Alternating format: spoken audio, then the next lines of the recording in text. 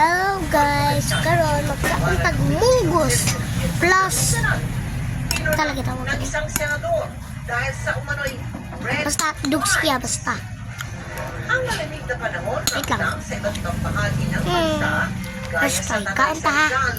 Dinadayo na kaunta mga kapuso stars na kikong A5 Joy sa countdown sa Chinese New Year.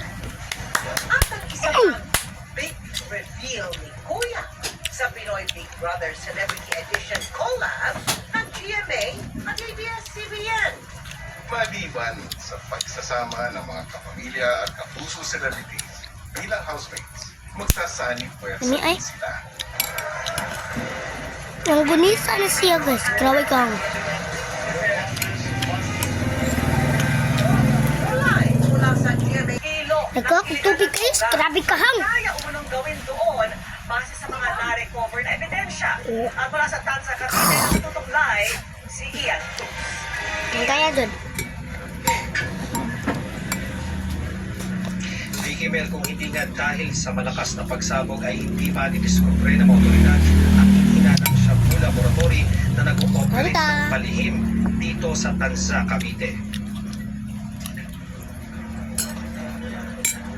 Alas 5 ng madaling araw nang mabulabog ng pagsabog ang mga tagbarangay sa Hutulan sa Tanza, Cavite.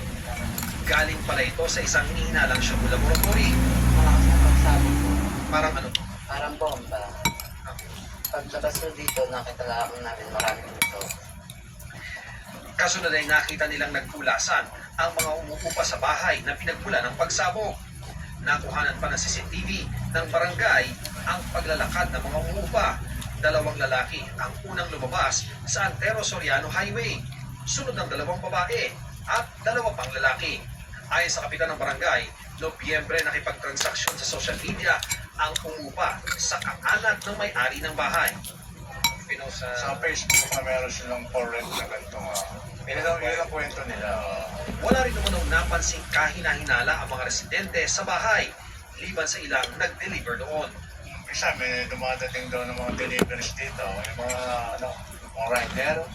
Parang ganun lang. Madalas po ba? Hindi naman siguro padalasan. Ano daw po yung mga dinideliver dyan? Eh, siyempre, hindi rin natin alam yan. Sa pagresponde ng mga bumbero, nadiskubre sa gilid ng bahay ang isang kwarto na pinaghihinalaang pinaglulutuan ng droga. Ang sumabog, isang timba kung saan umano i-crystallize ang kemikal para maging ganap ng droga. Kaya naman bukod sa PNP Soko, pumasok na rin ang PIDEA sa investigasyon. Isang